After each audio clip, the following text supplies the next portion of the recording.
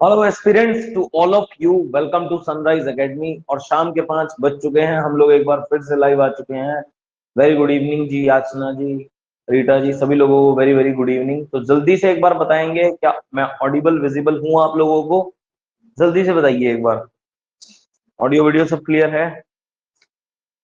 तो फिर हम आज की क्लास की शुरुआत करते हैं। चलिए ठीक है। देखिए, कल तक हम लोगों ने वैदिक एज खत्म कर लिया था, है ना? और आज हमने स्टार्ट करना है क्या? जैनिज्म, जैन धर्म।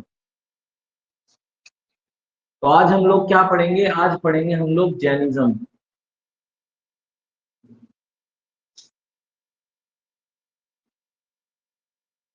आज हम लोग बात करेंगे जैन धर्म की। जैन धर्म पढ़ना है आज हमने, टॉपिक जो पढ़ना है वैदिक एज के बाद।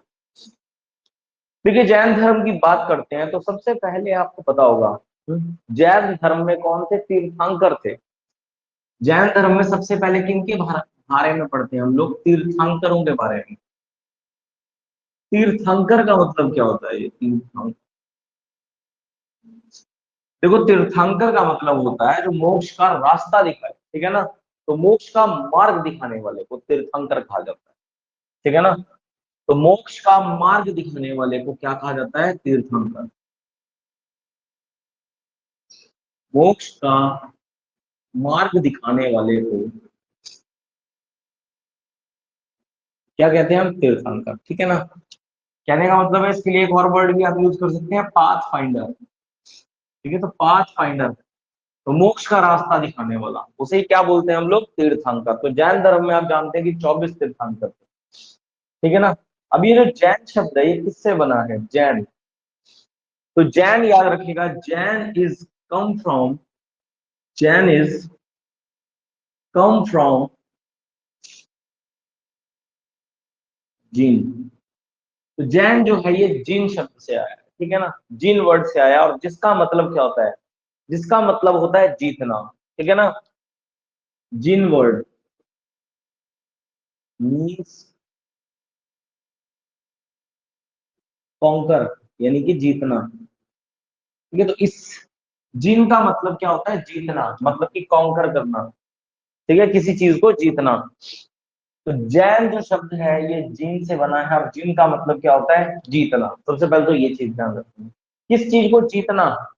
तो भैया सेंसस को, इंद्रियों को जीतना, ठीक है ना? किस चीज को जीतना? तो सेंसस, यानी कि इंद्रियों को जीतना, इंद्रियों को काबू पाना, इंद्रियों को जीतना। और ये हर एक के बस की बात नहीं होती, आप जानते ही है ना? तो जैन शब्द जो है वो जिन से आया है। जिन का मतलब होता है जीतना, यानी कि किसको जीतना? अपनी इंद्रियों को जीतना ही, ठीक है? और आप जानते हैं कितनी इंद्रियां होती हैं मानव में? तो 10 इंद्रियां होती हैं। ज्ञान, 5 ज्ञान इंद्रियां होती हैं और 5 कर्म इंद्रियां होती हैं ना, ये तो आपको पता ही होगा। सेंसस कितनी होती है? तो 10 होती हैं, ठीक है? 5 होती हैं ज्ञान इंद्रियां, और 5 ही होती हैं कर्म इंद्रियां। तो ये 10 क्या होती हैं? 10 हमारी सेंसस होती हैं, बॉडी में इंद्रियां होती हैं। और इन सेंसस को जीतने वाले को ही क्या बोला जाता है? जैन, ठीक है ना? जैन। इतनी बात तो आप लोग समझ गए हो, ठीक है? इसके अलावा क्या होता है इसमें? इसके अलावा आपको पता होगा कैवल्य की प्राप्ति बहुत जरूरी होती है ना जैन धर्म में, जैसे कि तीर्थंकरों को हुई थी। इन तीर्थंकरों को क्या हुई थी? ज्ञान की प्राप्ति, कैवल्य की प्राप्ति। जैसे बौद्ध धर्म में निर्वाण की प्राप्ति हुई थी गौतम बुद्धा को, ठीक है? इसके बाद तीर्थंकर कौन बनता था? जिसे कैवल्य की प्राप्ति हो, है ना? जिसे क्या हो? कैवल्य की प्राप्ति। तो वर्तमान जो महावीर थे, उन्हें भी तो क्या हुआ था? कैवल्य की प्राप्ति हुई थी। 42 साल की उम्र में 12 साल तपस्या की थी उन्होंने। तो कैवल्य की प्राप्ति, कैवल्य का मतलब क्या होता है? कैवल्य मीन्स इनलाइटमेंट। कैवल्य मीन्स इनलाइटमेंट। कैवल्य का मतलब क्या होता है? इनलाइटमेंट। और इनलाइटमेंट का मतलब क्या होता है? हिंदी में से कहते हैं सर्वोच्च ज्ञान। सर्वोच्च ज्ञान, यानी कि सुप्रीम नॉलेज, ठीक है? एनलाइटमेंट का मतलब क्या है? Supreme knowledge. तो कैवल्य का मतलब क्या है? सुप्रीम नॉलेज, या फिर हमसे कहते हैं लाइफ, ठीक है, सर्वोच्च ज्ञान। तो कैवल्य का मतलब होता है सर्वोच्च ज्ञान, जो कि बहुत इंपॉर्टेंट है। अब अगर ज्ञान की बात की जाए, कौन कौन सा, हम्म तो सबसे पहले याद रखिएगा, ज्ञान की बात की जाए कौन कौन सा ज्ञान था। तो 5 तरह का ज्ञान था जो पाना बहुत जरूरी था, ठीक है। तो सबसे पहले याद रखिएगा मति, मति, ठीक है ना। इसके बाद था श्रुति,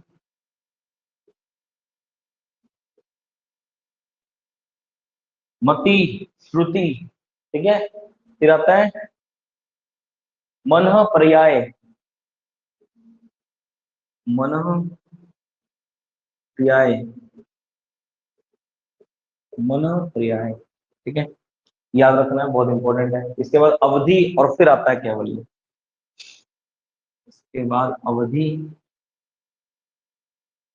फाइनली होता है कैवल्य, कैवल्य।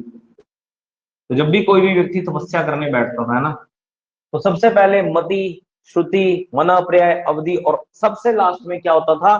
कैवल्य की प्राप्ति, सर्वोच्च ज्ञान की प्राप्ति, ठीक है ना। तो सबसे बाद में क्या होती थी? कैवल्य की प्राप्ति होती थी। ये कुछ प्रकार का ज्ञान था, ठीक है। अब बात करते हैं किसे सबसे पहले कैवल्य की प्राप्ति हुई थी और किसने इस धर्म की शुरुआत करी थी। तो सबसे पहले आता है बात तीर्थंकरों की। बात किसकी कर रहे हैं? तीर्थंकरों की। तो सबसे पहले तीर्थंकर कौन थे? बताओ, अगर पता है तो पता ही होगा यार, इतना क्वेश्चन है ना, सब टेट क्वालिफाइड स्टूडेंट्स हो आप, इतना तो पता ही होगा। फर्स्ट तीर्थंकर कौन थे? तो ऋषभ देव थे। ऋषभ देव पहले तीर्थंकर थे, ठीक है। फर्स्ट भी नंबर भी डाल दिया, तीर्थंकर का सीरियल ऑर्डर है, ठीक है ना। ऋषभ देव को याद रखिएगा आदिनाथ भी कहा जाता था, ठीक है ना। ऋषभ देव का को आदिनाथ भी कहा जाता था, ये भी याद रखिएगा। ऋषभ देव को आदिनाथ भी कहते हैं। और ये पहले तीर्थंकर हुआ करते थे। और इनका जो सिंबल था वो था ऑक्स, ठीक है। इनका जो सिंबल था, प्रतीक चिन्ह था, वो था ऑक्स, जिसे आप बोलते हो बैल या फिर सांड, ठीक है। तो ये इनका सिंबल था, प्रतीक चिन्ह था। और फर्स्ट तीर्थंकर थे, क्या थे? पहले तीर्थंकर। तो ये पहले तीर्थंकर थे, फर्स्ट तीर्थंकर ऋषभ देव या आदिनाथ जिन्हें कहते थे। और याद रखिएगा कि ऋषभ देव का नाम जो है वो वेदों में भी मिलता है, ठीक है ना। तो ऋषभ देव का नाम वेदों में मिलता है यार।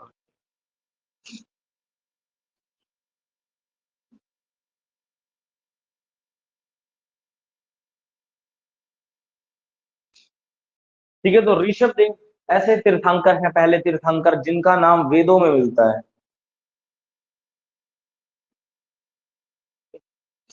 तो ऋषभ देव पहले तीर्थंकर जिनका नाम वेदों में मिलता है। इसके बाद दूसरे तीर्थंकर कौन थे? अजीतनाथ। वही तीर्थंकरों के नाम जरूर याद रखिए। अजीतनाथ सेकंड तीर्थंकर थे, ठीक है। और इनका सिंबल क्या था? तो इनका सिंबल था एलिफेंट, यानी कि हाथी। इनका सिंबल था एलिफेंट, यानी कि हाथी। अब तीसरे नंबर पे कौन था? तो तीसरे नंबर पे थे संभवनाथ, तीसरे तीर्थंकर संभवनाथ।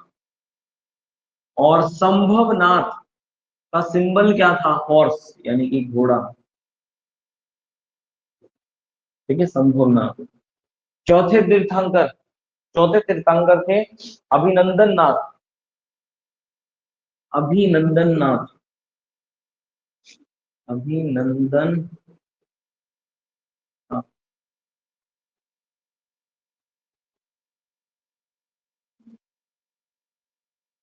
अभिनंदन नाथ, ठीक है ना। और इनका क्या था? इनका सिंबल था मंकी, यानी कि बंदर। इसके बाद है पांचवें तीर्थंकर, कौन थे भाई? तो सुमतिनाथ,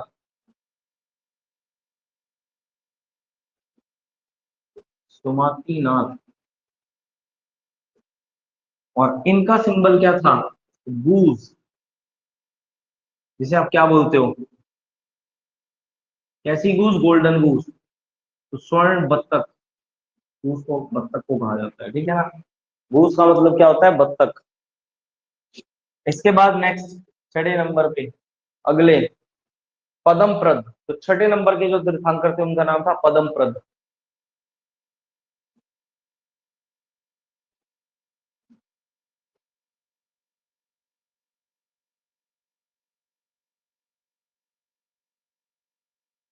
पदमप्रद, ठीक है ना। और इनका सिंबल अगर आपसे पूछा जाए, इनका था रेड लोटस। Red lotus. तो रेड लोटस इनका क्या था, सिंबल था। ठीक है, ऊपर से थोड़े से हटा देते हैं, अभी दो चार और आ जाए। 24 लिखने पड़ेंगे भैया, 24 के 24 तीर्थंकर। इसके बाद 7वें नंबर पे आते हैं सुपार्श्वनाथ। सुपार्श्वनाथ।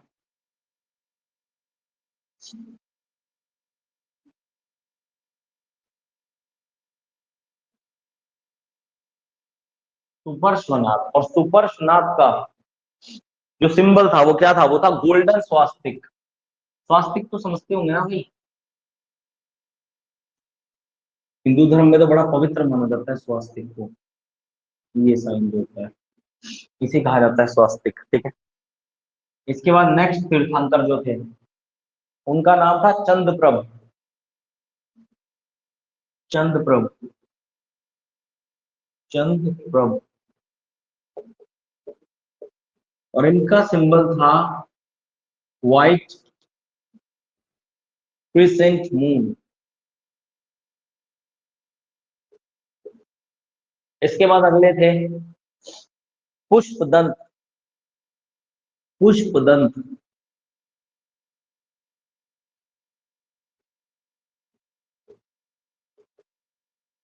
तो इसका मतलब है व्हाइट क्रोकोडाइल। व्हाइट क्रोकोडाइल, सफेद मगरमच्छ।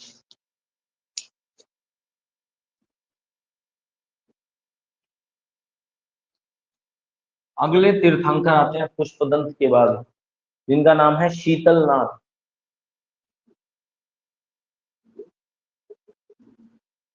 शीतलनाथ।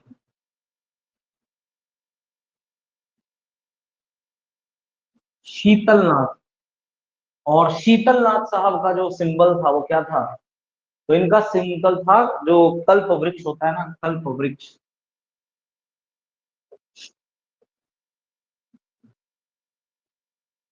इनका सिंबल था कल्प वृक्ष। इसके बाद नेक्स्ट, नेक्स्ट तीर्थंकर।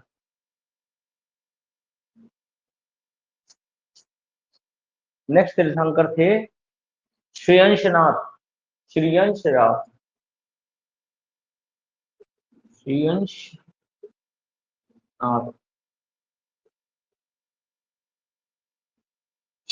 श्रेयंशनाथ, और श्रेयंशनाथ का सिंबल क्या था, तो राइनोसॉर, ठीक है ना, वो भी गोल्डन। राइनोसॉर,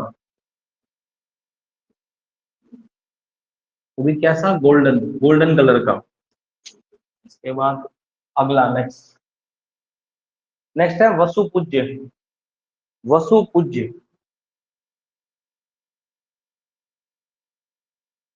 वसुपूज्य, जिनका सिंबल क्या था, बफेलो।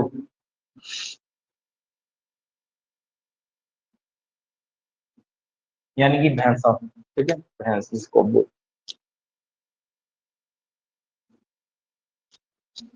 एक मिनट करो भाई, मैं जरा मार्कर को रिलोड कर लूं मैं एक बार।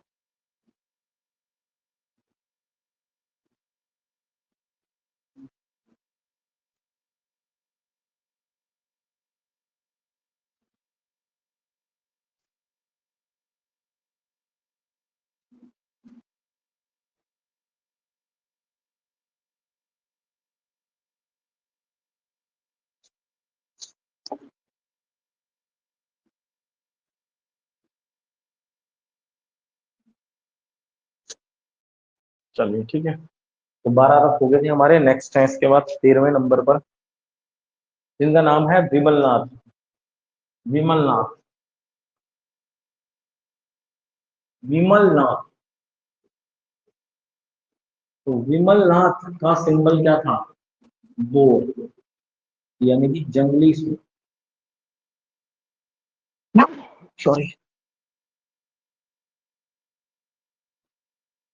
इसके बाद नेक्स्ट है विमलनाथ के बाद अनंतनाथ।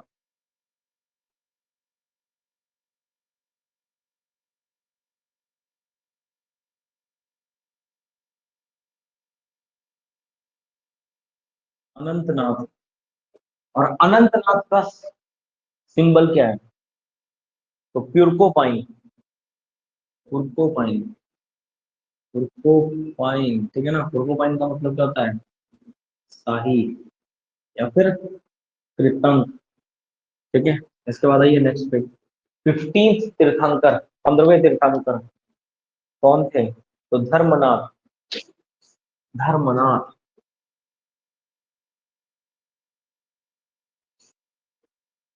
धर्मनाथ। और धर्मनाथ का सिंबल अगर आपसे पूछ लिया जाए तो धर्मनाथ का सिंबल था वज्र, ठीक है ना। धर्मनाथ का सिंबल क्या था? वज्र।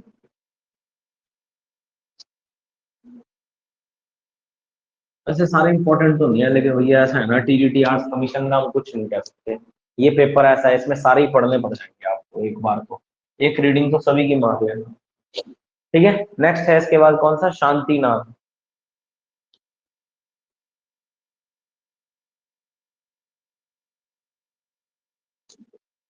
शांतिनाथ, और शांतिनाथ साहब का सिंबल क्या था? तो शांतिनाथ साहब का सिंबल था डियर, यानी कि हिरण। डियर यानी कि हिरण। इसके बाद नेक्स्ट जो थे वो कौन थे? कुंथुनाथ, ठीक है ना। कुंथुनाथ, कुंथुनाथ,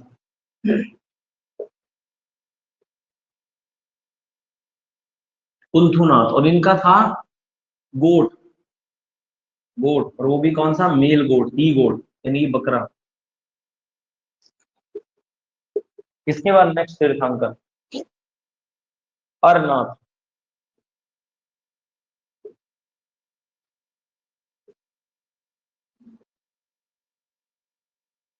अरनाथ। और इनका सिंबल क्या था? फिश, यानी कि मछली। तो इनका सिंबल क्या था? फिश यानी कि मछली। नेक्स्ट पर आएंगे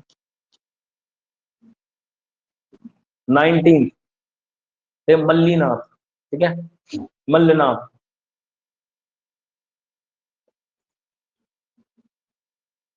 मल्लनाथ। और इनका क्या था? तो इनका था कलश, ठीक है। तो इनका सिंबल क्या था? प्रतीक चिन्ह क्या था? कलश था। और याद रखिएगा कि मल्लनाथ जो थे एकमात्र महिला तीर्थंकर, मल्लनाथ एकमात्र महिला तीर्थंकर।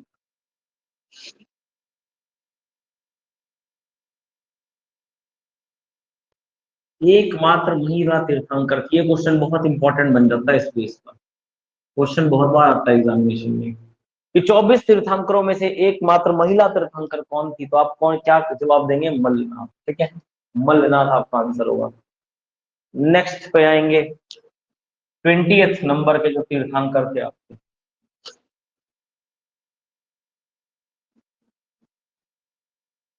मुनि सुव्रत,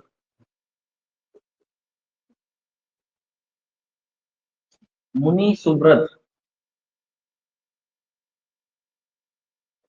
और इनका सिंबल क्या था? टॉर्टोइज,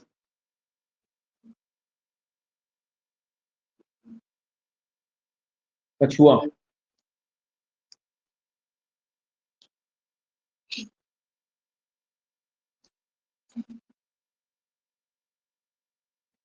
इसके बाद आते हैं नेमिनाथ 21st पे।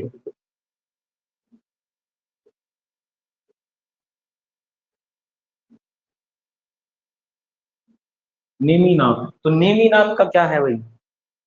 नेमिनाथ का आता है blue water lily. Water lily आता है ना, पौधा होता है, फूल होता है ना, ब्लू वाटर लिली प्लांट होता है, ब्लू वाटर लिली। इसके बाद नेक्स्ट तीर्थंकर नेमिनाथ के बाद 22nd नंबर के, इनका नाम है अरिस्ट नेमी, ठीक है ना, अनिस्ट नेमी।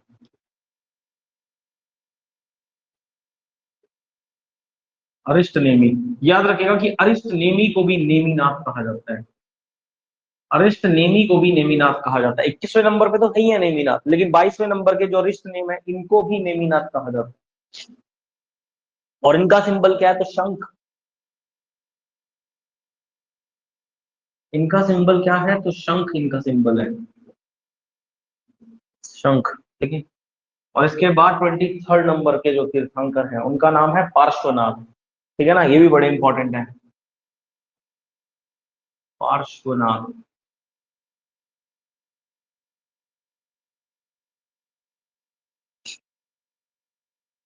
पार्श्वनाथ।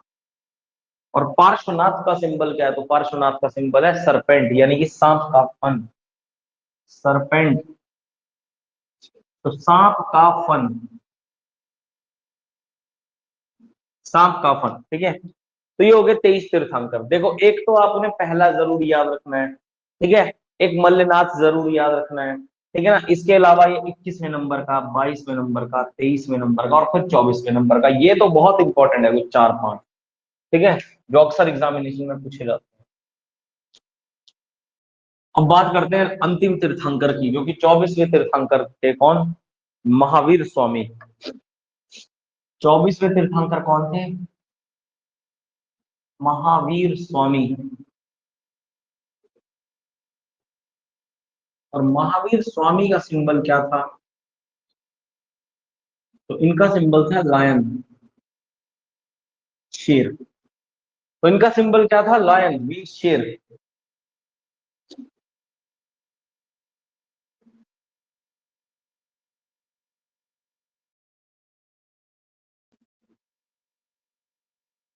देखो, पार्श्वनाथ 23वें तीर्थंकर, ये बड़े इंपॉर्टेंट है। 23rd नंबर पे जो पार्श्वनाथ के ना, इनके बारे में जरा 2 मिनट डिस्कशन करूंगा मैं, उसके बाद जरा चलेंगे स्वामी महावीर के ऊपर, है ना। तो देखो, जब 23वें नंबर के तीर्थंकर थे जिनका नाम था पार्श्वनाथ, पार्श्वनाथ जो थे तीर्थंकर, इनके जो पिता थे जिनका नाम था अश्वसेन। ठीक है, 23वें नंबर के तीर्थंकर थे और इनके पिता थे अश्वसेन, इनके फादर थे। ठीक है, अश्वसेन। अश्वसेन याद रखेगा कि किंग ऑफ बनारस, ये बनारस के राजा थे, किंग ऑफ बनारस, ये बनारस के राजा थे। और माता का नाम था इनकी वामा, वामा। ठीक है ना, ये इनकी माता जी का नाम था पार्श्वनाथ की। और पार्श्वनाथ को याद रखिएगा कि सम्यक हिल पर कैवल्य की प्राप्ति हुई थी। ठीक है ना, सम्यक हिल पर पार्श्वनाथ को सम्यक हिल, सम्यक हिल पर, सम्यक चोटी पर क्या हुआ था? कैवल्य की प्राप्ति हुई थी इन्हें। तो ये हुई थी कैवल्य की प्राप्ति, कैवल्य की प्राप्ति हुई थी इन्हें। ठीक है ना, तो सम्यक हिल पर इन्हें कैवल्य की प्राप्ति हुई थी। अब ये सम्यक हिल कहाँ है? तो ये याद रखिएगा, मिर्जापुर उत्तर प्रदेश में, मिर्जापुर उत्तर प्रदेश में ये सम्यक हिल है। तो इन्हें सम्यक हिल पर्वत पर कैवल्य की प्राप्ति हुई थी, और ये है मिर्जापुर उत्तर प्रदेश में। और देखो, पार्श्वनाथ इंपॉर्टेंट क्यों है? क्योंकि पार्श्वनाथ ने 4 प्रिंसिपल्स दिए थे किसके? जैन धर्म के। ठीक है ना, तो पार्श्वनाथ ये 4 प्रिंसिपल ऑफ जैनिज्म, तो ये बड़ी इंपॉर्टेंट चीज है।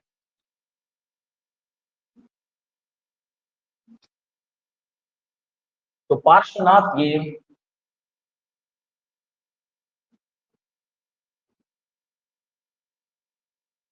4 प्रिंसिपल्स ऑफ जैनिज्म, तो इन्होंने जैन धर्म के 4 सिद्धांत दिए थे। क्या कहेंगे आप हिंदी में? 4 सिद्धांत दिए थे। अब वो 4 सिद्धांत कौन कौन से थे? तो लिखिए, सबसे पहले सत्य। ठीक है, दूसरा लिखिए अहिंसा। ठीक है ना,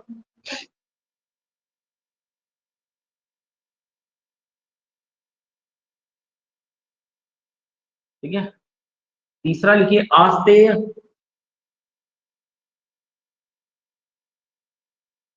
और एक और लिखिए चौथा साथ ही साथ अपारिग्रह। ठीक है, अपारिग्रह, अपारिग्रह। तो देखिए, सत्य का मतलब क्या होता है? कि आपने अपनी लाइफ में सिर्फ और सिर्फ क्या बोलना है? ट्रुथ बोलना है।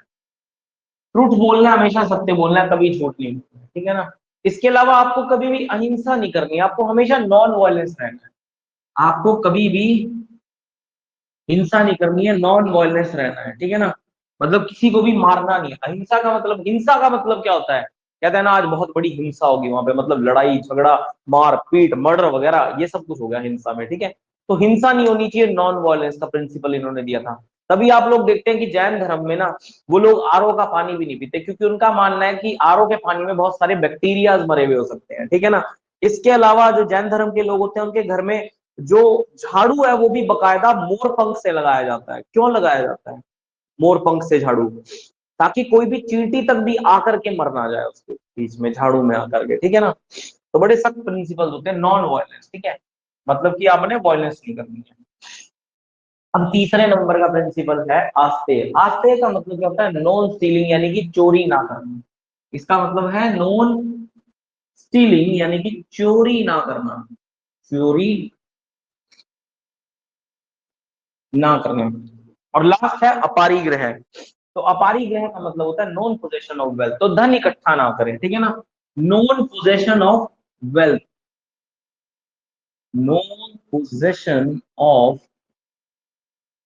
वेल्थ, तो बहुत सारा धन इकट्ठा ना करें, ठीक है ना। ये चार प्रिंसिपल्स थे जैन धर्म के, जो कि किसने दिए थे, जो कि पार्श्वनाथ ने दिए थे, ठीक है। एक तो सत्य बोलना है, ठीक है, अहिंसा नहीं करनी है, अहिंसा नहीं, अहिंसा तो करनी है, हिंसा नहीं करनी है ना, हिंसा नहीं करनी है, मारना नहीं है, कोई मर्डर वर्डर नहीं करनी है, चाहे वो छोटे से बैक्टीरिया का ही क्यों ना हो मर्डर, ठीक है ना। आस्था यानी कि चोरी नहीं करनी है, और अपारिग्रह यानी कि बहुत सारा धन इकट्ठे, बहुत सारी संपत्ति इकट्ठी करके नहीं रखनी है, पोजेशन नहीं, अधिकार, आधिकारिक चीज नहीं आपके पास कुछ भी होनी चाहिए, ठीक है। ठीक है, वो ब्रह्मचर्य वो बाद में आएगा, विवाह ना करना ना, जिसकी आप बात कर, किसने दिया ये आंसर, अर्चना जी ने, ठीक है। हाँ, विवाह ना करना वो ब्रह्मचर्य है, वो पांचवा प्रिंसिपल है, उसके बारे में बाद में बताएंगे। चलो अभी बता देते हैं, जब आप बोल ही रहे ना। आया ही कहाँ बेटा अभी, हाँ, वो इन्होंने तो दिया ही नहीं था पांचवा प्रिंसिपल। पांचवा प्रिंसिपल किसने दिया था, तो स्वामी महावीर ने दिया था पांचवा प्रिंसिपल, ठीक है ना। पांचवा प्रिंसिपल इसलिए मैं अलग से लिख रहा हूँ। तो चार सत्य किसने दिए, चार सिद्धांत किसने दिए थे जैन धर्म के, तो आप कहेंगे पार्श्वनाथ ने दिए थे। जबकि पांचवा जो प्रिंसिपल सिद्धांत था वो था ब्रह्मचर्य का, ठीक है ना, ब्रह्मचर्य का, ब्रह्मचर्य,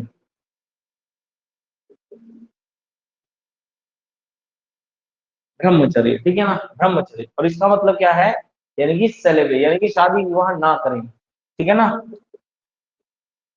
इसका मतलब है सेलिब्रेट, ठीक है, शादी विवाह ना करें। और ये ब्रह्मचर्य का पांचवा सिद्धांत किसने दिया था, तो गिवन बाय, याद रखिएगा कि स्वामी महावीर, स्वामी महावीर, तो ये दिया गया था स्वामी महावीर के द्वारा। तो ब्रह्मचर्य का सिद्धांत किसके द्वारा दिया गया, स्वामी महावीर। तो जैन धर्म में अगर आपसे पूछे जाए कितने प्रिंसिपल्स है, तो आप कहेंगे पांच प्रिंसिपल्स हैं। चार किसने दिए थे पांच में से, 23वें तीर्थंकर पार्श्वनाथ ने, और पांचवा किसने दिया था, तो स्वामी महावीर ने, ठीक है ना। तो स्वामी महावीर ने पांचवा जो है सिद्धांत दिया था। अब हमें स्वामी महावीर के बारे में पढ़ना है, जिन्हें रियल फाउंडर ऑफ जैनिज्म। तो अगर आपसे फाउंडर ऑफ जैनिज्म पूछा जाए ना, जैन धर्म का संस्थापक कौन था, तब तो आपने आंसर टिक करना है, पहले तीर्थंकर कौन थे जिन्हें कैवल्य की प्राप्ति हुई थी, तो ऋषभ देव, ठीक है ना। ऋषभ देव ये पहले तीर्थंकर थे जिन्हें क्या हुआ था, प्राप्ति हुई थी किस चीज की, कैवल्य की। लेकिन अगर आपसे रियल फाउंडर पूछा जाए तो आप क्या टिक करेंगे, स्वामी महावीर। क्यों, क्योंकि जैन धर्म को फैलाने का बढ़ाने का जो काम किया था वो किसने किया था, वो स्वामी महावीर साहब ने किया। तो अब 24वें तीर्थंकर स्वामी महावीर के बारे में बात करेंगे, स्वामी महावीर, ठीक है, स्वामी महावीर। तो 24वें तीर्थंकर थे, और इन्हें रियल फाउंडर ऑफ जैनिज्म माना जाता है। क्या माना जाता है, रियल फाउंडर ऑफ जैनिज्म। तो जैन धर्म के वास्तविक संस्थापक इन्हें माना जाता है। तो जैन धर्म का वास्तविक संस्थापक, तो संस्थापक पूछा जाए तो ऋषभ देव, जबकि वास्तविक संस्थापक क्वेश्चन पूछा जाए तो कौन, वर्धमान महावीर या स्वामी महावीर, ठीक है ना। इनका रियल नेम क्या था, वास्तविक नाम क्या था, तो इनका वास्तविक नाम था वर्धमान, जैसा कि मैं बार बार बोल रहा हूँ अपने सेंटेंस में, ठीक है ना। क्या था इनका रियल नेम, वर्धमान।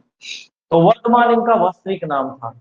इनका जन्म, ये बहुत इंपॉर्टेंट चीज है, इनका जन्म कब हुआ था, बॉर्न, बॉर्न इनका 540 बीसी, 540 बीसी, या फिर कुछ बुक्स में 599 बीसी भी दिया गया है, ठीक है ना। अगर एनसीईआरटी को फॉलो करते हैं तो एनसीईआरटी में कहा गया है 540 बीसी, और अगर हिमाचल प्रदेश बोर्ड की एससीईआरटी पढ़ते हैं तो उसमें क्या दिया गया है, 599 बीसी। अगर आप किसी भी एचपी बोर्ड के स्कूल में आप में से किसी ने भी व्यक्ति ने पढ़ाया होगा तो वहां की बुक्स को फॉलो कर लेना, 11th क्लास की कहोगे तो मैं अभी दिखा भी दूंगा, उसमें क्लियरली मेंशन है एचपी बोर्ड की किताब में 599 बीसी, ठीक है।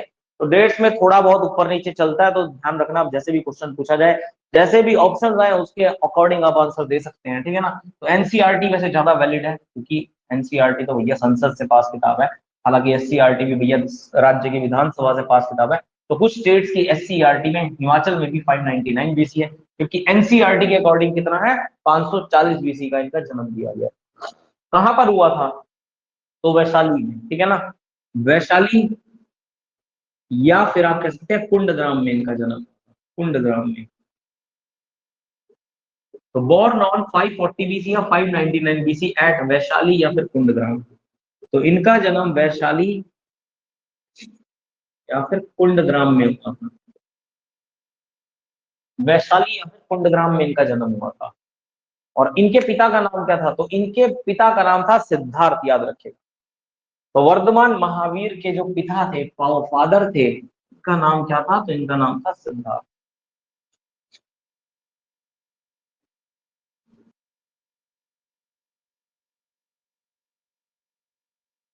तो इनके पिता का नाम था सिद्धार्थ, जो कि याद रखेगा जनात्रिक वंश के राजा थे।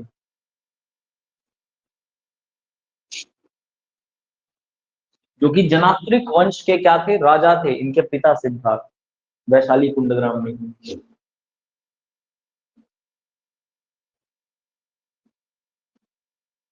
और माता जी का नाम क्या था, तो माता जी का नाम था त्रिशला। इनकी मदर का नाम क्या था, तो मदर थी त्रिशला। और त्रिशला कौन थी भाई, पहली बात तो ये है। तो त्रिशला याद रखेगा चेतक की बहन थी, ठीक है ना, सिस्टर ऑफ चेतक, ठीक है, सिस्टर ऑफ चेतक, याद रखेगा, चेतक की बहन थी। अब ये चेतक कौन, सिस्टर ऑफ चेतक, ये चेतक की बहन थी। चेतक कौन था भाई, चेतन कहने का मतलब है वर्धमान महावीर साहब के मामा थे, ठीक है ना, जो कि लिच्छवी वंश का राजा था, ठीक है ना, जो कि कौन था, लिच्छवी वंश का राजा था, याद रखिएगा, लिच्छवी क्लैन किंग। इनका इसका मतलब हुआ कि त्रिशला जो थी, वर्धमान महावीर की माता जी, ये लिच्छवी वंश की राजकुमारी थी, क्या थी, और लिच्छवी वंश के राजा, राजा चेतक की बहन थी, ठीक है ना, राजा चेतक की क्या थी, बहन थी। अब चेतक साहब की डॉटर थी जिसका नाम था चेलेना, चेतक साहब की बेटी थी जिसका नाम था चेलेना, और चेलेना की शादी याद रखेगा मगध के राजा हरियंक वंश के बिंबिसार के साथ हुई थी। किसके साथ हुई थी, बिंबिसार के साथ, मैरिड विद बिंबिसार। जल्दी से पूरी कहानी समझो अभी। तो वर्धमान महावीर की माताजी जो थी वो किसकी बहन थी, चेतक की बहन थी। और चेतक जो था, चेतक की एक पुत्री थी चेलना, चेलना की शादी किसके साथ हुई थी, मगध के राजा हरियंक वंश के राजा बिंबिसार के साथ हुई थी, ठीक है भाई। ये सारा रिलेशन निकाल लेना, ठीक है आप लोग। देखो वर्धमान महावीर की क्या हुई, चेलना, चेलना क्या हुई, कजन हुई ना, मामा की बेटी है, कजन हुई है ना। और ये क्या हुआ इस हिसाब से, बिंबिसार, बिंबिसार और वर्धमान महावीर का क्या रिलेशन हुआ, तो ब्रदर इन लॉ का रिलेशन बना आपस में एक दूसरे के साथ, ठीक है ना। तो चेलेना की शादी राजा चेतक ने किसने की थी, अपनी बेटी की शादी चेतक ने अपनी बेटी का विवाह किसके साथ किया था, तो मगध के राजा हरियंक वंश के राजा बिंबिसार के साथ किया था, ठीक है भाई। तो ये सारी चीजें ध्यान रखिएगा, बिंबिसार के साथ किया था, बड़ा इंपॉर्टेंट पॉइंट है।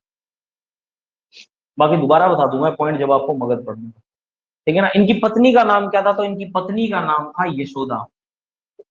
वर्धमान महावीर की पत्नी का नाम क्या था, यशोदा, ठीक है, ये यशोदा इनकी पत्नी थी। और इनकी एक डॉटर भी थी, यशोदा और वर्धमान महावीर साहब की एक पुत्री भी थी, एक डॉटर भी थी।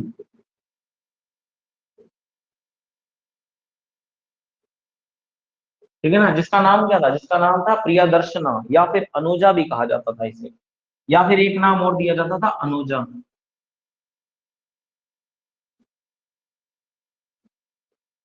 प्रियदर्शना या फिर अनुजा। ठीक है, या फिर क्या, या फिर अनुजा। तो ये स्वामी महावीर और यशोदा जी की पुत्री का नाम था। ठीक है, और याद रखिएगा प्रियदर्शनी की शादी इन्होंने एक व्यक्ति से की थी जिसका नाम था, जिसका नाम था भाई जमाली। जमाली। ठीक है, तो जमाली जो था वो प्रियदर्शनी का पति था, प्रियदर्शना का पति, प्रियदर्शना का पति था। मतलब स्वामी महावीर साहब का क्या था, ये सन इन लॉ था। ठीक है ना, स्वामी वर्धमान साहब का क्या था, ये सन इन लॉ था, जमाली। ठीक है, इनकी बेटी के साथ शादी हुई थी, किसकी, जमाली की। और ये याद रखेगा कि वर्धमान महावीर का पहला शिष्य भी बना था, तो फर्स्ट डिसाइपल। ठीक है, तो सन इन लॉ तो था ही था, इसके अलावा ये क्या था, फर्स्ट डिसाइपल भी था। तो स्वामी महावीर साहब का पहला शिष्य भी था, कौन, जमाली। तो जमाली स्वामी महावीर साहब का प्रथम शिष्य भी बना था। ठीक है भाई, ये सारी चीजें ध्यान रखिएगा, एक एक लाइन से क्वेश्चन बन रहा है।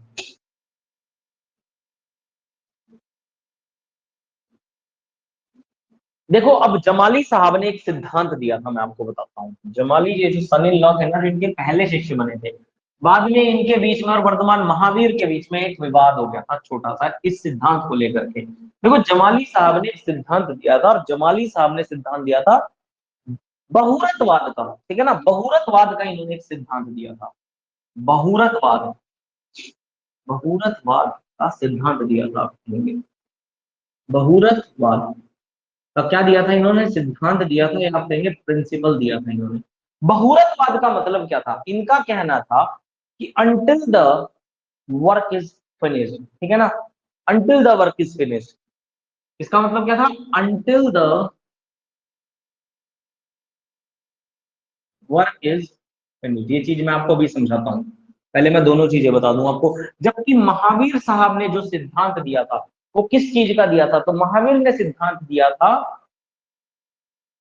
क्रियामाण कर्म का, क्रियमाण कर्म का। ठीक है ना,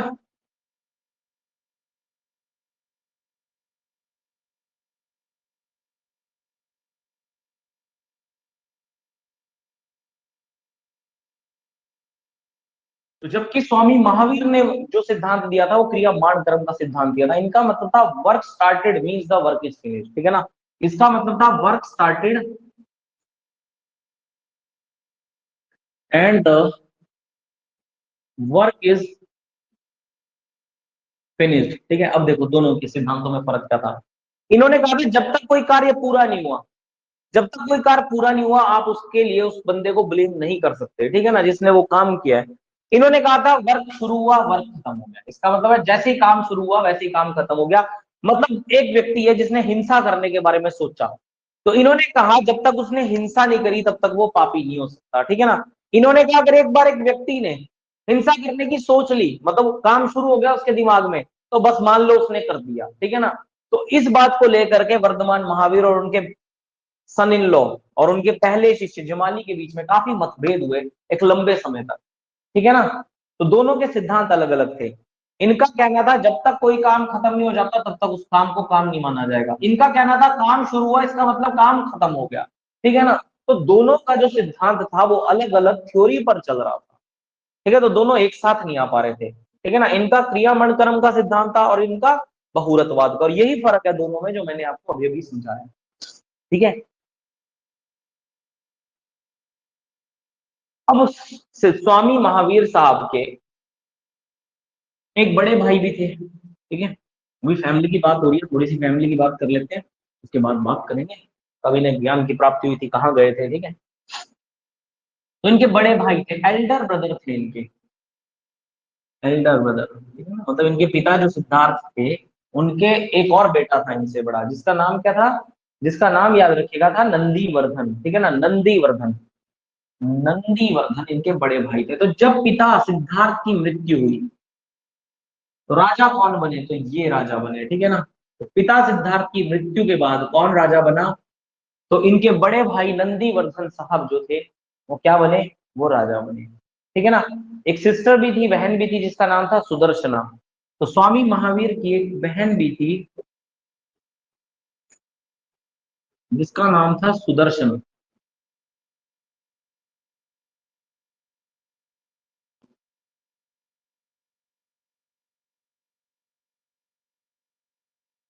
तो सुदर्शना, ठीक है ना, ये इनकी बहन का नाम था, सिस्टर भी थी इनकी, ठीक है। और अगर पूछा जाए कि फर्स्ट फीमेल डिसाइपल कौन थी, ठीक है ना, और देखो ये जो सिस्टर था ना इनका, इनकी सुदर्शना, इसी का बेटा जो था ना, इसी का बेटा, सुदर्शना का बेटा ही जमाली था, ठीक है ना, इसी का सन कौन था, जमाली था। अब आप समझे कुछ बात, जल्दी बताओ, ठीक है। इसके बेटे का नाम क्या था, जमाली था, जमाली जो कि इनका सन इन लॉ बना। इतनी बात समझ गए आप लोग, ठीक है। तो इनकी बहन सुदर्शना का पुत्र था जमाली, ठीक है ना। और जमाली की शादी किससे हुई थी, स्वामी महावीर के बेटी के साथ हुई थी, है ना। किसके साथ, प्रिया दर्शना के साथ। सारे रिलेशन आप समझ रहे होंगे, उम्मीद कर रहा हूँ, ठीक है। ये सारे रिलेशन समझ लेना कौन किसका क्या लग रहा है, ठीक है। चलिए आगे बढ़ते हैं।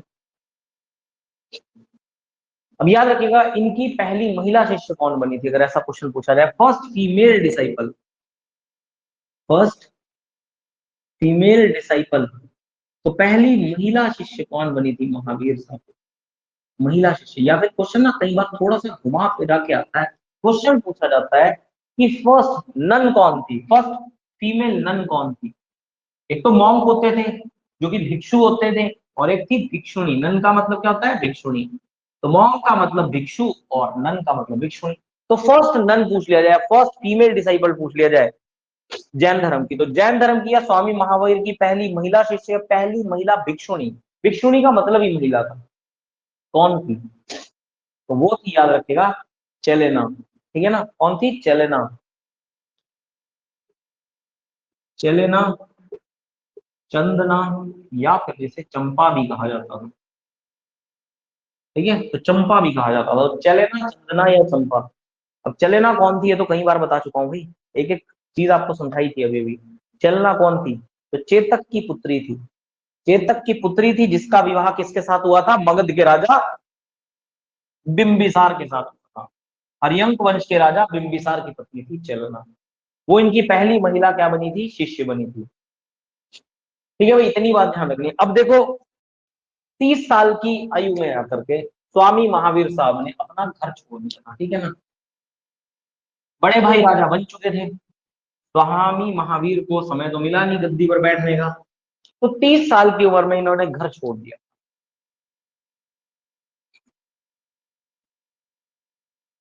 30 साल की जब इनकी एज थी, क्या थी, एज थी, तो ही लेफ्ट होम।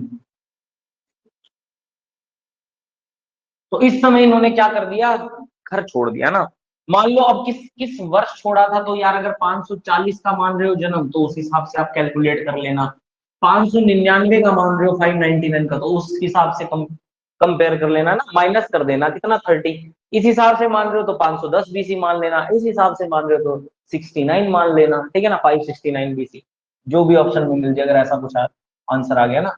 जन्म के ऊपर डिपेंड करता है ना, किस साल छोड़ा, कौन से बीसी में छोड़ा। 540 में से 30 माइनस कर देना, या 599 में से 30 माइनस कर देना, जैसा ऑप्शन आ जाए वैसा आंसर, ठीक है। तो 30 साल की उम्र में इन्होंने घर छोड़ा, और लगभग कहते हैं इसके बाद 12 ईयर्स तक, 12 ईयर्स तक एज अ वॉन्डरर की लाइफ जी, मतलब एक तपस्वी का जीवन जिया, wanderer. He lived as a wanderer, एक तपस्वी का जीवन दिया, तपस्वी का जीवन जिया इन्होंने 12 साल तक। और फाइनली 42 वर्ष की आयु में, तो at the age of 42 years, at the age of 42 years, तो 42 वर्ष की आयु में, हिंदी वाले भी लिखते रहे साथ साथ, 42 वर्ष की आयु में वर्धमान अटेंड इनलाइटमेंट, वर्धमान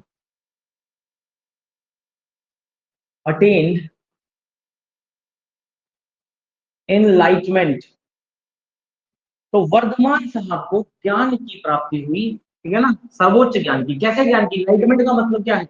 सर्वोच्च ज्ञान, ज्ञान की प्राप्ति हुई। और कैसा ज्ञान? एनलाइटमेंट का मतलब क्या है? कैवल्य, सर्वोच्च ज्ञान, ठीक है ना।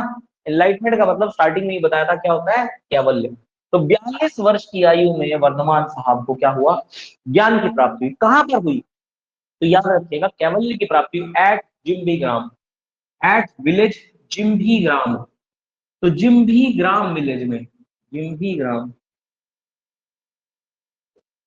जिम्भी ग्राम गांव में, ठीक है ना। कहाँ है ये? तो याद रखिएगा ये गांव है बिहार के अंदर, ठीक है ना, एट जिम्भी ग्राम विलेज, ठीक है ना, अंडर द साल ट्री।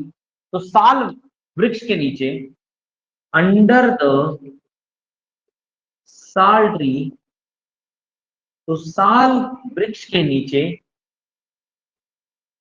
साल के वृक्ष के नीचे। और याद रखेगा on the bank of river Rijupalika, तो रिजुपालिका नदी के किनारे, on the bank of river Rijupalika, on the bank of river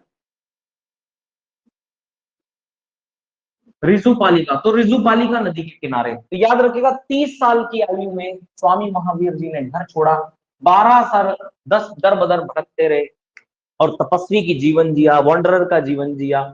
और 12 साल के बाद फाइनली ने 42 साल की उम्र में वर्धमान साहब को क्या हुआ? ज्ञान की, या फिर आप कह सकते हैं कैवल्य की प्राप्ति हुई। इस चीज की? कैवल्य यानी कि सर्वोच्च ज्ञान की प्राप्ति हुई। ये वो ज्ञान है कि इसको पा लिया तो समझो आपका ज्ञान जो है बहुत हाई लेवल का हो चुका। और अब आप किसी को भी राय देंगे तो उससे ऊपर राय शायद कोई दे ही ना पाए, मतलब भगवान जैसा ज्ञान हो गया आपको, ठीक है ना। भगवान के गुण आ गए आप में, भगवान तो नहीं लेकिन भगवान से कम भी नहीं, ठीक है ना। तो कहाँ हुआ कैवल्य की प्राप्ति? तो विलेज जिम्भी ग्राम में, बिहार में। किस वृक्ष के नीचे? तो साल के वृक्ष के नीचे, ठीक है ना। कौन सी नदी के किनारे? तो रिजुपालिका नदी के किनारे इन्हें ज्ञान की प्राप्ति होगी फाइनली, ठीक है ना। और ज्ञान की प्राप्ति के बाद, ज्ञान की प्राप्ति के बाद, तो अभी तक तो ये वर्धमान थे, क्या थे? वर्धमान थे। तो अब इन्हें स्वामी महावीर कहा जाता है, ठीक है ना। तो अब इन्हें ज्ञान की प्राप्ति होने के बाद कई सारे नाम जो है वो दिए गए, ठीक है? चलिए देखते हैं क्या क्या नाम इनको दिए गए। तो कई सारे नाम इनको दिए गए जब इन्हें ज्ञान की प्राप्ति हो गई, इसके बाद कई सारे नाम इन्हें दिए गए। तो सबसे पहला नाम तो स्वामी महावीर ही है। इसके अलावा अगला नाम है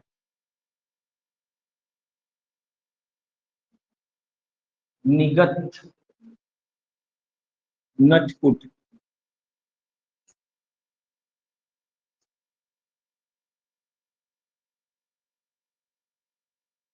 ठीक है, ये नाम भी इनको दिया हुआ। इसके अलावा केवलिन, ठीक है, केवलिन यानी कि केवल्य की प्राप्ति होगी हो जिसे, केवलिन, तो ये नाम भी इन्हें दिया गया केवलिन, ठीक है। और एक नाम इन्हें और दिया गया, क्या? जितेंद्रिया, ठीक है ना। जितेंद्रिया जिसने अपनी इंद्रियों को वश में कर लिया और जीत लिया हो, जितेंद्रिया, समझ के बात को? जितेंद्रिया, तो जितेंद्रिया का मतलब क्या है? जितेंद्रिया यानी कि जीतना। किसको जीतना? जीत और इंद्रियां, है ना, इंद्रियों को जीतने वाला। जितेंद्रिय का मतलब क्या है? इंद्रियों को जीतने वाला, ठीक है ना। तो अब इन्हें ये नाम दिए गए, ठीक है। तो फाइनली कैवल्य की प्राप्ति के बाद स्वामी महावीर साहब को ये सारे क्या दिए गए? नाम दिए गए। और जैसे ही इन्हें ज्ञान की प्राप्ति हुई तो इन्होंने अपना सबसे पहला जो उपदेश दिया वो कहाँ दिया? ऐसा क्वेश्चन एग्जाम में पूछा जाता है। तो फर्स्ट सेरेमनी अगर ऐसा पूछा जाए तो पहला उपदेश इन्होंने कहाँ दिया? तो प्रथम उपदेश, ऐसा क्वेश्चन आ जाए कि वर्धमान महावीर साहब ने अपना पहला उपदेश कहाँ दिया, तो याद रखिएगा विपुलांचल हिल पर दिया था, ठीक है ना, विपुलांचल हिल पर, विपुलांचल हिल पर, विपुलांचल पहाड़ी पर। या ये जगह थी कहां पर? पावापुरी बिहार में। कहाँ थी ये जगह? पावापुरी बिहार के अंदर ये जगह थी, विपुलांचल पहाड़ी। तो स्वामी महावीर ने जब इन्हें ज्ञान की प्राप्ति हुई तो अपना पहला उपदेश विपुलांचल पहाड़ी पर दिया था, जो कि कहाँ स्थित थी? पावापुरी बिहार में स्थित थी, ठीक है ना, पावापुरी बिहार में। तो प्रथम उपदेश बहुत इंपॉर्टेंट। 11 ब्राह्मण थे जिनको इन्होंने पहला उपदेश दिया था, 11 ब्राह्मण, 11 ब्राह्मण थे जिनको इन्होंने पहला उपदेश दिया था। और किस भाषा में दिया था? तो याद रखिएगा प्राकृत भाषा या अर्धमगधी भाषा में, ठीक है ना। किस भाषा में दिया था? प्राकृत भाषा, प्राकृत या फिर इसे अर्धमगधी भाषा, अर्धमगधी भाषा। और याद रखिएगा कि यही वो भाषा है जो भारत में सबसे पहले इस्तेमाल की गई थी, है ना, ब्रह्मी लिपि से आई थी। कौन सी लिपि से आई थी? ब्रह्मी स्क्रिप्ट से आई थी ये भाषा, प्राकृत या अर्धमगधी भाषा, ठीक है ना। संस्कृत का विकास तो बहुत बाद में हुआ था जाकर के। अगर कुछ लोग कहेंगे ना सर संस्कृत भाषा आई थी, नहीं भाई, संस्कृत से पहले तो प्राकृत अर्धमगधी आ चुकी थी। इसके अलावा बौद्ध धर्म की भाषा पाली आ चुकी थी। दक्षिण भारत की बात करूं तो तमिल आ चुकी थी। ब्रह्मी लिपि से तमिल भी बनी है, प्राकृत भी बनी है, ठीक है ना। उत्तर भारत में प्राकृत चल रही थी, दक्षिण भारत में तमिल भाषा चल रही थी, जो सबसे ओल्डेस्ट भाषाएं मानी जाती है भारत की, ठीक है ना। हालांकि संस्कृत बहुत बाद में आई थी, पणिनि साहब के समय पे। और पणिनि साहब को ही जनक माना गया है किसका? तो आप जानते हैं, ठीक है, किसका? संस्कृत का जनक माना गया, ठीक है। तो किस भाषा में दिया था? प्राकृत भाषा या अर्धमगधी भाषा, ठीक है भाई। चलिए, तो यहां तक ही पढ़ेंगे आज। यहां तक कोई डाउट है तो आप बता सकते हैं हम, ठीक है।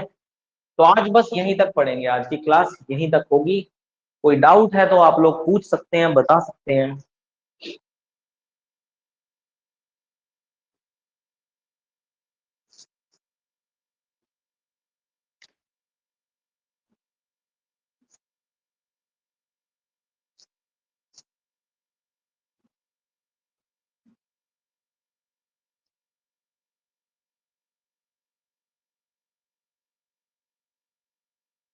बेटा नाम दिया गया इनका, ठीक है, निगत नटकुट। मतलब तो इसका मुझे भी नहीं पता नाम का, ठीक है ना। नाम दिया गया, इन्हें नाम से पुकारा गया। ज्ञान की प्राप्ति होने के बाद स्वामी महावीर, ठीक है, केवल कैवल्य की प्राप्ति करवाने वाला, इंद्रियों को वश में करने वाला, ठीक है। बस यही है, ठीक है, नाम दिया गया इनको, बाकी कुछ नहीं है।